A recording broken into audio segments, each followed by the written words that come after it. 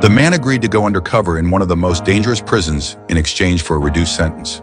As long as he could get a serial killer to reveal where the bodies were buried, he would receive a full sentence reduction. The prison psychologist was the only one who knew his true identity. She arranged for him to be placed in the cell directly across from the target and warned him about the dangers ahead. Every prison has its own rules, but this one had only one rule. There were no rules. Everyone locked up here was unstable. Anyone could attack at any time, for any reason. To avoid blowing his cover, Jimmy had to act like the other inmates and line up for medication on schedule. As the psychologist prepared to leave, Jimmy asked how to contact her if he was in danger.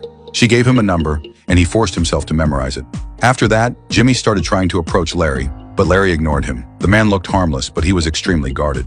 The next day, Jimmy was told he had a visitor. To his shock, it was his father. His father, a cop, had pulled some strings to get in, but this terrified Jimmy. His undercover identity did not include a father. This exposed that he was the son of a police officer. His father kept blaming himself for ruining everything. Sure enough, a prison guard figured out Jimmy's background. Luckily, the guard was also a cop and agreed to keep it quiet. Then the guard told Jimmy someone in the yard had taken an interest in him. An old inmate who ran things there could become Jimmy's best protection. Using his charm, Jimmy successfully joined the old man's group. The guard watched him from a distance. To get closer to Larry, Jimmy followed him to the TV room. A man came in, changed the channel, and spat on the floor. Larry nervously glanced at him, but didn't dare say a word. Jimmy came up with a plan. He switched the channel back, then punched the guy and beat him down. That made him look unstable, and also earned Larry's approval. After Jimmy got out of solitary, Larry finally spoke to him first. He asked why Jimmy stood up for him. Jimmy just smiled and said he did it for himself. Then he reached out his hand, but Larry shyly hesitated.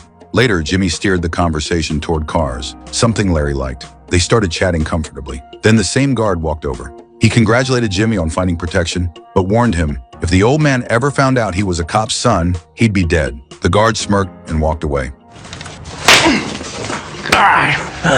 It's not good confusing me with someone you can disrespect. He had already looked into Jimmy's background and knew he used to have money.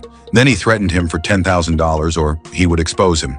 Jimmy had no choice but to agree and ask his father to bring the money. But his father brought bad news. All his savings were gone, and the stash he had